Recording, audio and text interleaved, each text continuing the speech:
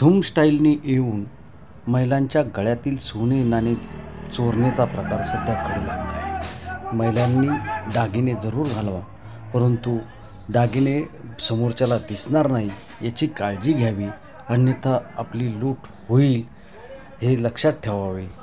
सध्या जुन्नर तालुक्यात असे अनेक प्रकार घडले आहेत। नारायणगावात घडला, बेल्ह्यात घडला आहे, आळेफाट्याला घडला आहे। यापुढे असे प्रकार घडू नयेत यासाठी महिलांनीही आपल्या दागिन्यांची काळजी घेणे गरजेचे आहे।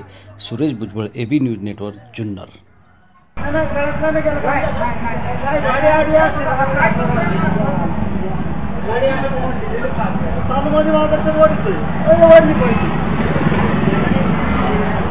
गाडी